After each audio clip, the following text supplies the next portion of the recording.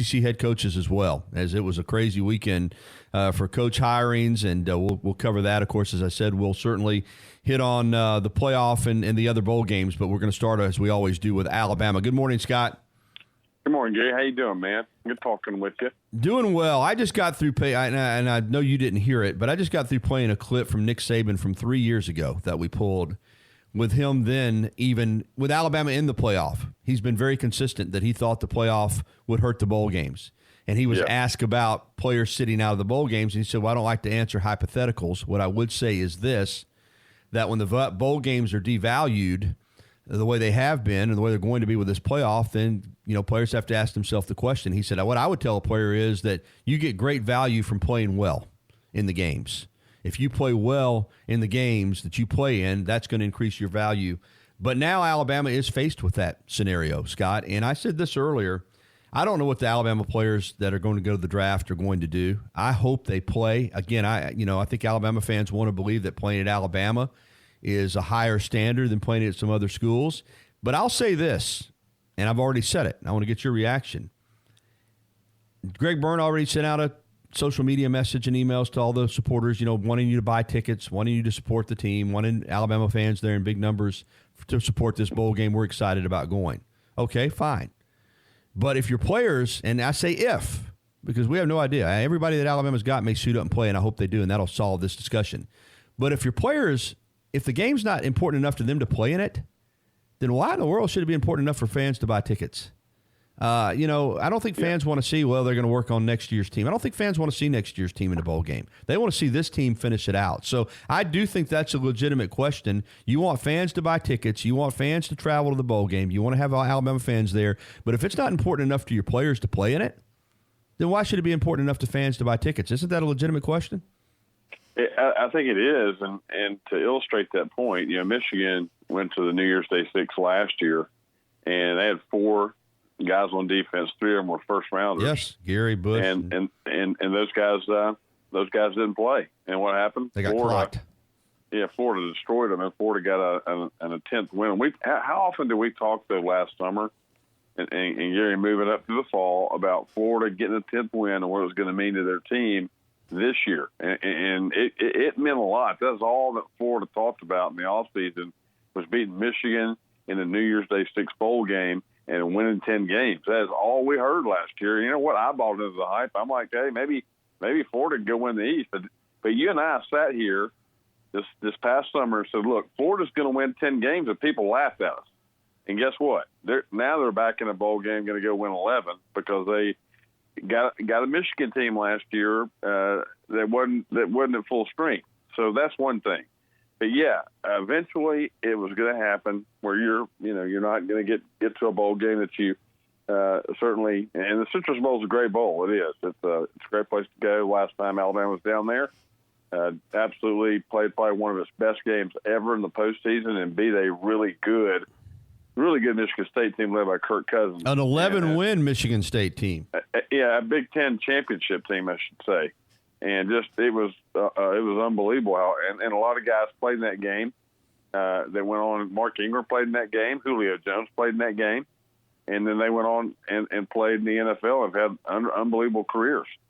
So, yeah, it's a tough thing when you want to see this team kind of finish out, and it's because it's already been what might have been with this team as it is. I know they have a team meeting yesterday. We'll see what comes out of that, Gary. But the bottom line is there's probably 1 or 2 guys that I would expect probably not to play in this game. And quite frankly, I think the argument could be said too. There's 1 or 2 guys on that team this year that may have checked out 3 or 4 weeks ago. That's my opinion, but I feel like that's the case. So we'll see what happens. But nonetheless, I wouldn't expect the team that finished the game at Auburn to be the team that takes the field against Michigan in the Citrus Bowl. I hope you're wrong. I hope that I do too. I really do. I hope I do. But my common sense tells me. I want to say this. People are going to tell me, well, you're not in that position, and they're absolutely right. I'm not. I agree. I don't have millions of dollars potentially on the line, but I also believe this, Scott, that just like Saban has said all along, you can't predict injuries. Nope. And if you play well in the game, you do add value. If there's a guy who maybe is on the fence to be a first rounder and he goes out there against Michigan and he has an incredible game, maybe it his stock balloons. So there's a chance to add value. And as you said, to illustrate that we're just now really dealing with this in the last few years. The last time Alabama played in this game, it wasn't even mentioned the possibility of sitting out for Julio Jones or Mark Ingram or all the first rounders, Mark Barron on that team. They went and played. I don't think Barron played because he'd come off the rotator cuff, but the guys who played, and they added value to it. This is really a phenomena, as Nick Saban predicted, that has to do directly with the playoff. And if I hear the term meaningless bowl game one more time, I'm just going to, and I'm saying it, so I just heard myself say it. I'm sick of that term. If they're meaningless, then don't go. Okay? Or don't play them. That's what I'm saying. Play them at all. Yeah. If they're meaningless, then don't play the bowls or don't accept an invitation to go play. But when you accept the invitation to go play in the game, the expectation should be, in my opinion, especially when you're asking people to buy tickets and you're asking people for more money for your Crimson Standard building fund, that the expectation should be that the football players that are healthy enough to play in the game. So we're in dangerous territory here, just as Nick Saban predicted. And when this playoff was developed, and I love the playoff, it's added excitement to college football, but it's hurt a lot of other games. There's no other way around it. Yeah, it has because but there are some teams and some coaches they'll say, playing in this bowl game and winning the 10th game or keeping streaks alive or doing whatever. And listen, I keep going back to Dan Mullen because he embraced it. Florida needed that 10th win last year. Okay. Alabama as a school, they need to get back to that 11th win because this would be 10 straight seasons with 11 wins. I don't think people realize how freaking hard that is to do.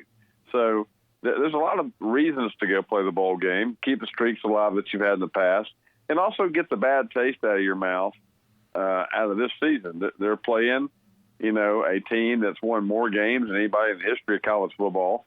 It is a brand name. You and I have seen Alabama and Michigan play some epic games in the past, and it's two incredibly proud fan bases.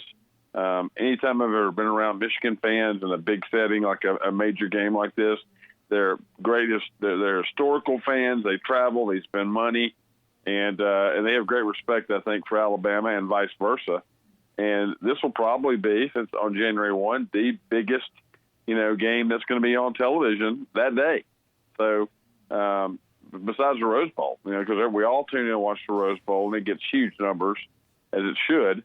But this game will be kicking off New Year's Day, and it's gonna get TV numbers. It's gonna get butts in the seats. It's gonna get viewers, and it should be for a competitive person and people that we talk about competitive venues and people that are competitive. And you look at Alabama and Michigan. And those are two teams that have been very competitive throughout the history of college football. So you'd expect to get the juices flowing for everybody. So hopefully, the team will show up and will play well and give the best account of itself that it's given all year. That's what we all hope for. And I think the people traveling down there for the game are hopefully they're going to get that as well. Yeah, you make a great point, Scott, before we get to the break, in that sometimes these bowl games come down to you have one team that's motivated to play in the game and wants to play in the game and wants to win the game versus one team maybe that it doesn't mean as much to. But Nick Saban talks about the Bama factor. He talks about playing to the standard. This is an opportunity to prove that's real again. We've heard before after the 2008 season, after Alabama lost to Florida, the heartbreak in the SEC championship game, they weren't motivated to play in the bowl game against Utah. We heard the same thing in 13 after the kick six. They weren't motivated to play Oklahoma in the bowl game because they didn't make it into the BCS championship game the way they more than likely would have had they beaten Auburn and then won the SEC championship game. So this is an opportunity again. We've heard Nick Saban use the words Bama factor and playing to a standard quite often this year. He said it yesterday on the teleconference that we'll play here on the program in the second hour, that this is a chance for Alabama to play to reestablish the Bama factor. Well, let's see if they can do it. Let's see if they can put their money where their mouths are and go out and play a good game, because there's no doubt in my mind if they're ready to play, they'll beat Michigan. 9:34, welcome back into the Gary Harris Show on Tide 100.9. We're visiting with Scott Moore from iTalkSEC and the Jay Barker Show. One more thought on the Citrus Bowl. Scott, before we move on to other topics and Alabama's ranking in the final college football playoff rankings, let's start with the ranking. A lot of Alabama fans are just dismayed that Alabama's 13. I said this yesterday on Twitter. There's not a single person on that committee that believes there are 12 teams in the country better than Alabama. That's a fact. Right. And if Alabama played most of these teams, they would be favored. I don't think they would be favored against Ohio State, Clemson, and LSU. I just don't at this point. But I think against everybody else, including Oklahoma, Alabama would be favored. Regardless, you know what? We know it's a political system, even though they try to say they're unbiased. You gave the committee the ammunition they needed to drive you down in the rankings and put you in a non-New Year's Six bowl. And I understand the frustration with being 13th and not being in a New Year's Six, but at the same time, you had, as an Alabama football team, as talented as it was, that blew out 10 teams, you had two games that really mattered. You had two games that were competitive, and you lost them both. That's reality. Lost them both. Lost at home to LSU, and then lost at Auburn. And I get it. Injuries. Just this team was beset with injuries that if the other teams had the same amount of injuries, you'd be hearing about it. You even heard about it from Georgia. You know, all the national commentators, well, Georgia was banged up going into that game against LSU. Well, Bama was banged up all season.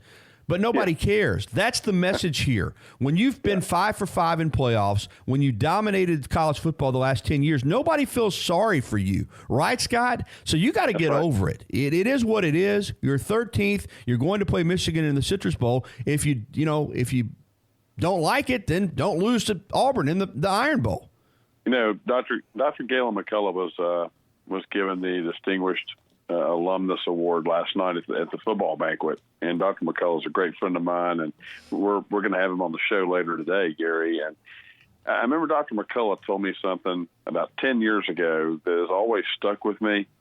He said, Scott, we were playing Texas in the Orange Bowl, and Joe Namath went for it on fourth down. He goes, I was the center. I'm laying in the end zone. Joe's laying on top of me, and the referee took the football and pointed the other direction. It's Texas ball.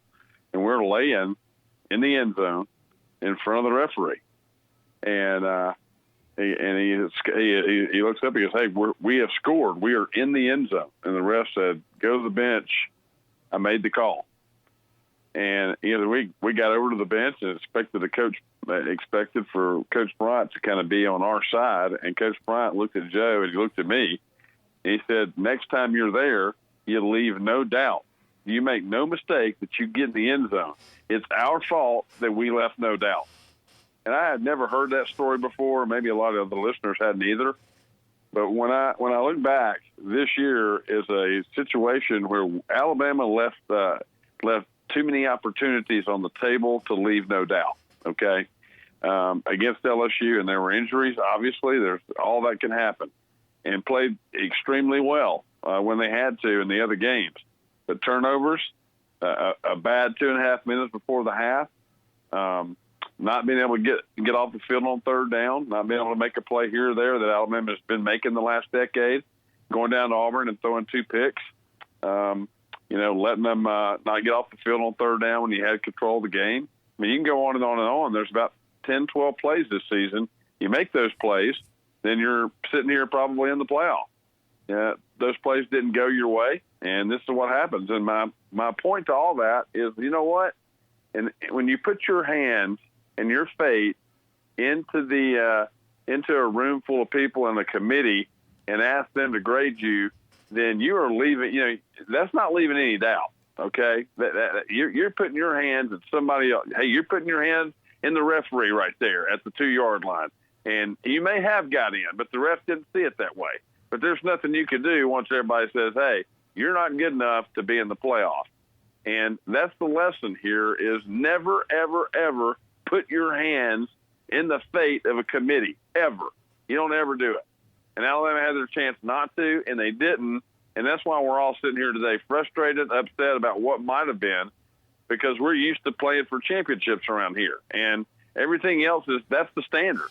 That was the standard when Joe Willie Namath was the quarterback in the 60s.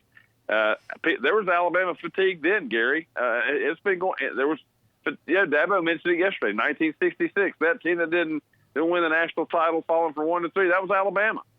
So we've seen this throughout history, and unless it is totally, absolutely, positively sure to the committee, then and you leave your doubt there, then you got a problem. And the one final thing too, Gary, too, I do believe that even if Alabama had beaten Auburn, and I've gone back and forth over this weekend, that they would have left out in favor of Oklahoma because Oklahoma went and won the conference title. For some reason, it wasn't about the 4 best teams this year, and I don't know if Oklahoma's one of the 4 best teams. I don't know. I quite frankly, I think they're going to get hammered by LSU. I think anybody in that 4 spot will. But the bottom line is this is about putting the 4 best teams in, regardless of conference championships and all that stuff. So, but Georgia, I'm assuming a place I can go. Georgia getting beat like they did in their overall record and how they played this year, they were very unimpressive all freaking season. And you're telling me they're the number 5 team in the country? That is a freaking joke. That is an absolute joke to have that team as the number 5 team in the country, because that's not one of the 5 best teams in the country.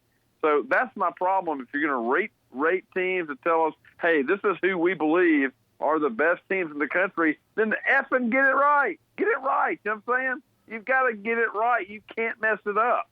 So I think that's the anger that a lot of people have and the frustration that you have, Gary. But I also think the one thing that you have to do is make sure that you don't put yourself in somebody else's, you leave it up to somebody else to get you into a playoff or get you into anything in life, because it's got to be up to you. And I think that's the lesson that all the fans have to learn.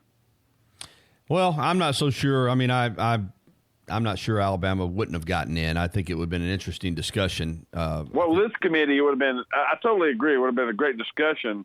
But with this committee here, I mean, you go, okay, they're 13th right now. And even with a loss to Auburn, this committee would have probably had Alabama 7 or 8. You just don't. Well, they may have, but they were 5th before they lost to Auburn. So right. I don't know. Again, you'll never know now. Like I said, they took it out of the committee's hands when they lost to Auburn and ensured themselves of a drop down. One more thought on Alabama and Michigan. You talked about, we've talked about being motivated to play in the game. Well, Michigan's going to be motivated to play in the game. I don't think there's any doubt about that. For Jim Harbaugh, this is an opportunity to get a marquee win. And let's be honest, this is a marquee win for Michigan. They just got stomped by Ohio State again. He's 0-5 against Ohio State. This is up against Alabama and Nick Saban. They're gonna be ready to play in this game. So it'll be interesting to see. Again, absolutely, where Alabama's at mentally, because they're going to face a highly motivated football team and a chance for Jim Harbaugh to get a win over the best coach in college football. So I think the opponent will be ready to play. Yeah, they will. Listen, they're looking for, and plays very, very well down the stretch. They're looking for a signature win. I mean, Jim Harbaugh is beating Nick Saban. It's not going to take the sting away from not beating Ohio State, certainly, because he's got a problem there that he's going to have to solve, and he ain't going to be able to do anything about that this year. But a win over Alabama, let's be honest, Michigan in the last several years in these kind of big games, they were able to get by Notre Dame this year. But from a standpoint going forward for them and Jim Harbaugh's future and Michigan feeling good about itself, also getting another 10-win season and all that, and improving on that, this is going to be huge motivation for them. They got absolutely destroyed in Atlanta by Florida last year. I keep going back to that game because I really felt that that shows you what you can do with the big bowl win going into momentum for 2020. So, yeah, playing on January 1, getting the 2020 year started off right. This would be a huge feather in the cap for Michigan to beat an SEC team, to beat a team that's dominated. It's been the team of the decade for the 2010 on. Alabama will be the team of the decade. No team's done in the last decade what Bama's done anywhere in college football history. So, we'll see what happens. But, if Alabama's not motivated, Gary, the way Michigan runs the ball, the way Shea Patterson plays at quarterback, then it could be a long day. And you need to erase all the things you did wrong this past year. You can at least get some of that back by going down there and being focused and ready to play. And, again, it's going to be a huge game, a lot of eyeballs on it. So you got to play well, man. You don't want to leave the year with an embarrassing loss, and that's what it would be if you don't go there and play right. All right, let's get to the Bud Light hotline before we get to this break and welcome Tom into the program. Good morning, Tom. Morning, Gary. Morning, Scott. Hey, Tom. How you doing, man? I'm good. It's interesting, your comments about the Orange Bowl in Texas and leaving no doubt. And I agree with that. Just win your games, and everything else will take care of itself if it's Alabama. Now, it may be Alabama fatigue out there, but I guarantee you if Alabama had beat Auburn, I feel like they would have been in the playoff without a doubt. But, of course, that's neither here nor there. When you lose 2 games in this era, you can hang it up about getting any benefit of the doubt. So, whatever. And Georgia, that's a joke on their thing. But I wanted to ask both of you, excuse me, last week I think it was meant for a joke, but it was put out that on Twitter and there was a little discussion of Alabama and Auburn playing in the bowl game, and I went, we don't need to do that. That's the greatest rivalry in college football, and and waiting all year to get to the biggest game of the year for both teams and the fan bases, they don't need to be messed with. And I think Cecil Hurt was the first one that put it out, and I'm convinced that it was put out as a joke, but it did open up a little bit of discussion. And I want to go out and say my opinion is don't mess with that rivalry. Leave it alone. It's like the Second Amendment of the Constitution. Don't mess with it. And and I want to get y'all's take on that while we're not in the playoffs and we're actually looking for something. It's a good question, Tom, and sure is. I don't necessarily agree with you, and I'm probably going to disagree with Scott here. If Alabama and Auburn look at the situation, there are some rivalry games that have been moved up higher in the schedule or earlier in the schedule. I don't think it will be moved, but in some ways, to me, that game hangs over you all year, and then when you lose it, it's like Alabama is right now. It's a rough loss. I think if you play it early in the year, if it were to happen, and then you lose the game, you move on. You got your whole season in front of you. So, listen, Tom, everybody knows I'm a old school. I'm a historian. But the only constant in college football is change. Things change. 10 years ago, 20 years ago, we probably never would have dreamed we'd have had Wait a minute, Gary. That's my point. That doesn't need to change. Now you can change. Well, a lot of things probably don't need to change, but they change. The whole nature of the game. 5-6 years ago, Alabama wouldn't have been sitting here talking about worrying about guys Gary, sitting out of a bowl game. Let me ask you this: you're a guy that lives and dies by TV ratings and things like that. You know what I mean? That's the world you live in. And one thing that has diminished the NFL, in my opinion, is too many televised games and overexposure, if you would. And the risk of overexposing that great rivalry would diminish it. Well, the TV ratings for the NFL are higher than they've ever been. That Monday Night Football plays $100 million for one game a week. So that your argument doesn't hold water there. And every college football game is televised now by the major conferences. So, Tom, you probably don't have anything to worry about. But no. I would just. But I don't, I'm not so sure that playing that game as the last game of the season is the best thing. I think I do. In some ways, Scott, you chime in. We got to get to the break, but what do you think, Scott? Well, I will say this: the pressure of that game now is at an all-time high. I mean, because you go into it now, any kind of failure at all in that ball game, and you've probably blown any postseason chance you had. I mean, Alabama was lucky to get in the playoff in 2017 with a loss down there. But the way the schedule is now, the way that and you got an SEC title game and all that, in my opinion, I would have no problem with them moving that game to the middle part of the year and maybe moving the Tennessee game back to the last game of the year. I know that's I'm just throwing ideas out there. No, I'm with you. I'm with you 100% because Alabama fans always like to say, well, it's the be-all, end-all for Auburn. And for Alabama, it's big picture. Well, if it's big picture, then it might be better for the big picture for that game to be played earlier in the season. I'm just because there are a lot of rivalries for Alabama, and there are a lot of big games. So anyway, we're allowed to disagree, but the thought process that that game, in the way that the setup is now, means as much. It means a lot to the two teams, but for Alabama, I'm not so sure it wouldn't be better to have it moved up. Probably not going to happen. We got to get to the break, Scott. We're going to come back. Time flies. We've got to touch on the playoff and also touch on these coaching moves in the SEC. We'll do that next year on the Gary Harris Show. 9:52. Got to wrap it up here in a moment with Scott Moore from iTalkSEC and the Jay Barker Show. Real quickly, Scott, we're not going to be able to get into the other bowl games, but the college football playoff, you've got 1 versus 4, LSU and Oklahoma in Atlanta. You've got 2 versus 3, Clemson and Ohio State in the Fiesta Bowl in Glendale, Arizona, Atlanta, the Peach Bowl. What do you think of these matchups?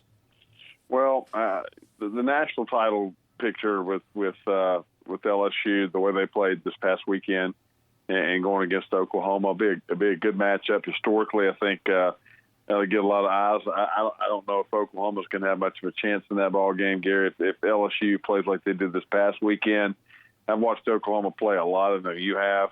I just think it's going to be very, very difficult for Oklahoma to win that game. I will tell you, the Ohio State-Clemson game is very, very intriguing. These teams are really evenly matched. I think the difference in this game, though, could be J.K. Dobbins from Ohio State, the way they run the football.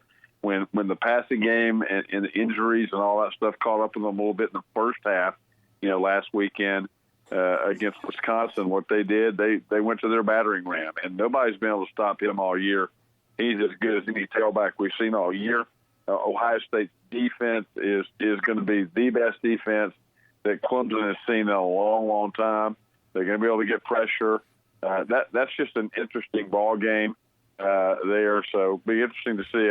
I'm not ready to pick the winner yet, but it wouldn't surprise me at all if we got an LSU Ohio State national championship game, down in New Orleans, an LSU Clemson game in New Orleans too. But the bottom line for me is this LSU team going into the postseason, they got all the momentum. They get a trip to Atlanta, and they get to go play this game in the backyard. An interesting thing, Gary, every national title in this century has been played in New Orleans. LSU's been in it. That's remarkable to me. 03, 07, and 2011. So, and they won their national championship back there in 1958 playing in New Orleans, winning that one too. That's an amazing run. So if LSU could get that home field, that last game, in New Orleans and take on either Clemson or Ohio State, it's going to be tough to beat them in that building. So, but I am looking forward to the playoff because those are two marquee games on the 28th that we can all get behind and enjoy. All right, just a couple minutes left. Coaching hires across the SEC. Arkansas goes with Sam Pittman. Good offensive line coach. I don't know if he's ever been a coordinator. Shocked me to death when that happened. I'm sure it did you too. Yeah, and then Drinkwitz or whatever his name from App State, after 1 year as a head coach there, gets to be the head coach at Missouri. But the one that's catching all of the headlines, and rightfully so, I say good job, Ole Miss, with Lane Kiffin. You don't fire the head coach that you had there and Matt Luke, and hire another Matt Luke. You've got to make a splash. Their ticket sales were, you and I both have contacts in Oxford. Season tickets were being sent back. People were fed up after the incident in the Egg Bowl, and they went out and got a guy who, yes, you take some risk with Lane Kiffin, but by gosh, he can coach football, and he brings you a shot of life into your program. I said this yesterday, Scott, at 44 years of age, who else in the history of college football has been the head coach of the Raiders, the head coach of Tennessee, the head coach of Southern Cal, Nick Saban's national championship offensive coordinator at Alabama, and then rebuilt an FAU program that didn't beat anybody and took them to 2 conference championships. I think this is a home run hire for Ole Miss. What do you think? Man, you said it best. Listen, Lane Kiffin moves the needle. He has gone the last 3 years. He's gotten himself where in his personal life, gotten himself to a position to go take on a job like Ole Miss. So hats off to him for that. He's going to move the needle. He's going to put butts in the seats, and he's going to be a thorn and Ed Orgeron and Nick Saban's side moving forward. So, and that's why they brought him there. So it's great for the SEC. It's great for the SEC West. That game in Oxford now, that's going to be that's probably a college game day game now with Alabama going over there later this year. So home run he's already brought in. He's going to bring in some great assistants. Looks like he's going to go with Charlie Strong on the defensive coordinator spot. Already brought in Caleb Riles to coach the offense, who I think is a really, really good offensive coach. So they've got everything in place over there. Great hire. The Missouri hire, my head scratching there because Scott Satterfield really built that Appy State program, and whoever took over Appy State after he left was going to win. So I don't know what they're thinking there. I think they'll probably be looking for another coach in 4 years. And then Mike Norvell to Florida State. He's been in the mix the whole time. Again, the Noles wanted Bob Stoops. They could not come to terms, and this stuff started happening around Wednesday or Thursday last week. And the Rebels really wanted Mike Norvell, but he wanted to go to Florida State, and it worked out great for everybody. Mike Norvell at Florida State, I already think, with Satterfield there and maybe Fuentes, I think he put him ahead of those guys because of what he was able to do. He got Memphis to a championship, maintained that program, and it got better under him. So I think right now that the move with him at FSU could be the second best coach out there in the ACC. I don't know how long it's going to take him. They got a mess to clean up down there, but a couple of these programs got home run hires in terms of their coaching and what they're going to be able to do from a recruiting standpoint, but more importantly, what they're going to be able to do from an organizational standpoint and on the field and getting off the field stuff straightened out. So some really good opportunities for Pittman. Is a great coach on the offensive line. He's intense. He's a great recruiter. But listen, is that a sexy hire at Arkansas? No, probably a necessary hire at Arkansas, but there's a big difference between sexy and necessary when it comes to hiring a head coach. All right, folks, catch Scott on the Jay Barker Show and his show, iTalkSEC. Follow him on Twitter at iTalkSEC. Thanks, buddy. Thank you, Gary. Enjoyed it, man.